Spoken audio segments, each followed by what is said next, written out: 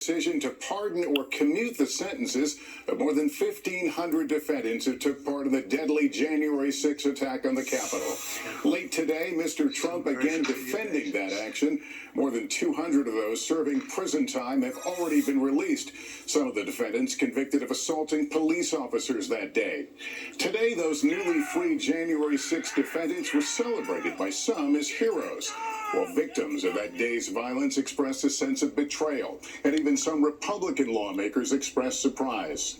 Senior White House correspondent Peter Alexander joins us now. And Peter, just moments ago, you had a chance to press the president about those pardons. Lester, that's right. President Trump is defending those pardons tonight, as you note, saying that he is still a fierce supporter of police officers.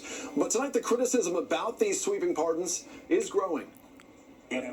Tonight, the president's facing new backlash for pardoning or commuting the sentences of everyone convicted for their actions on January 6th and those still under investigation. And these are the hostages, approximately 1,500 for a pardon.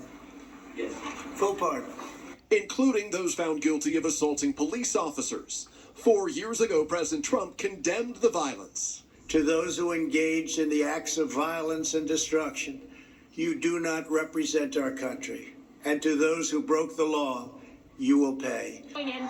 The president's move, something his own vice president had recently argued against. If you committed violence on that day, obviously you shouldn't be pardoned. Former D.C. police officer Michael Fanone was assaulted during the riot and spent today getting protective orders against those who attacked him. The American people elected Donald Trump knowing full well that he would pardon my attackers. And so it is the ultimate betrayal. We pressed the president today. You would agree that it's never acceptable to assault a police officer, sure. Right? So then if I can, among those you pardoned, DJ Rodriguez, he drove a stun gun into the neck of a D.C. police officer who was abducted by the mob that day. He later confessed on video to the FBI and pleaded guilty for his crimes. Why does he deserve a pardon? Well, I don't know. Was it a pardon? Because we're looking at commutes and we're looking at pardons. Okay, well, we'll take a look at everything. But I can say this. Murderers today are not even charged. I want to ask you about the Vice President, J.D. Vance. He said, this is a week ago, he said, if you committed violence on January 6th, obviously you should not be pardoned. Why is your Vice President wrong? Well, only for one reason.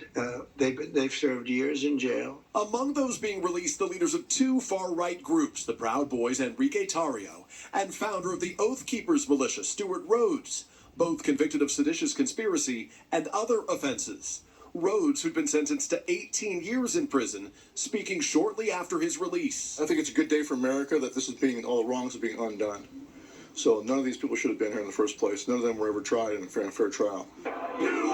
Jacob Chansley, known as the QAnon shaman, who pleaded guilty to 1 count of felony obstruction of an official proceeding, posting, "Thank you, President Trump. Now I'm going to buy some guns." And some Trump allies who support pardons questioned if the president's move was too broad.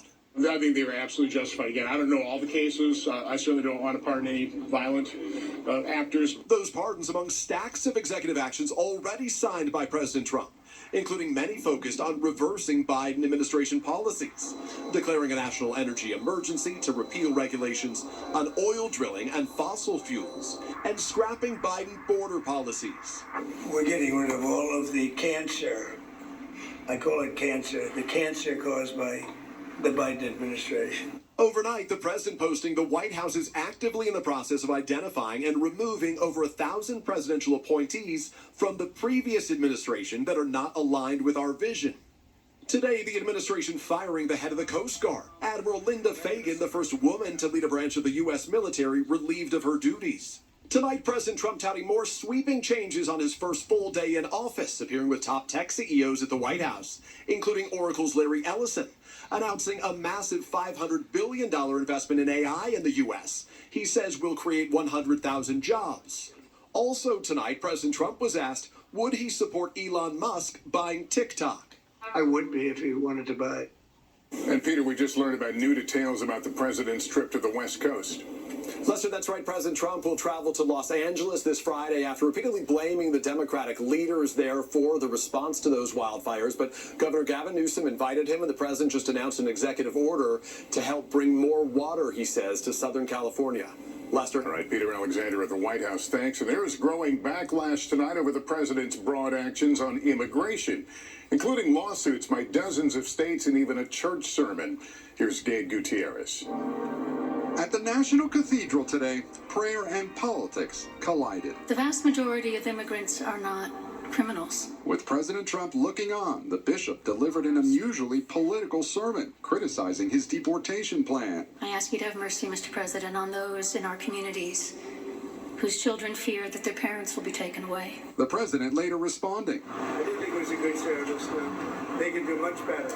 Tonight, the backlash is growing after his sweeping executive actions on immigration. If I were to lose my parents due to deportation, my whole world would fall apart. At least 22 states are already suing over Trump's attempt to end birthright citizenship for children of undocumented immigrants. Connecticut's Attorney General saying Trump has zero respect for our Constitution, which spells out anyone born in the U.S. is a citizen. It's just absolutely ridiculous. We have very good grounds. People have wanted to do this for decades. The president also halting the program that resettles refugees in the U.S., including Afghans fleeing the Taliban. They haven't received clarifying information, and they're scared that they're going to die. But Trump won the election after pledging tougher border security. This Republican county commissioner in Chicago supports Trump's immigration crackdown after more than 51,000 migrants arrived there. Funding is absolutely not sustainable. Between the county, between the city, we've spent nearly $1 billion. And after labeling cartels foreign terrorist organizations, Trump is not ruling out sending special forces into Mexico. Stranger things have happened. Mexico's president said today that her country would defend its sovereignty, but act in a humanitarian way with migrants waiting across the border. Tonight, as part of the deportation effort, ICE is now allowing its officers to arrest undocumented immigrants in sensitive locations like schools and churches. Lester? Okay, Gabe, thank you. Now look at this, the kind of snow they almost never see in Houston. Some stunning scenes playing out across the Deep South as a rare and dangerous winter storm cripples travel by air and road and closes schools. Priscilla Thompson is there. Priscilla, this storm has been deadly. That's right, Lester. There's at least one confirmed death now in Georgia, and there's growing concern that overnight snow on roadways could turn to ice. From Texas all the way down to the Florida Panhandle, an unfamiliar sight, snow and ice. We're not necessarily used to walking in a winter wonderland here in Florida. Blizzard-like conditions slamming the Gulf Coast. It's a little bit like, oh, are we preparing for like just a one-day storm, or are we about to not have water?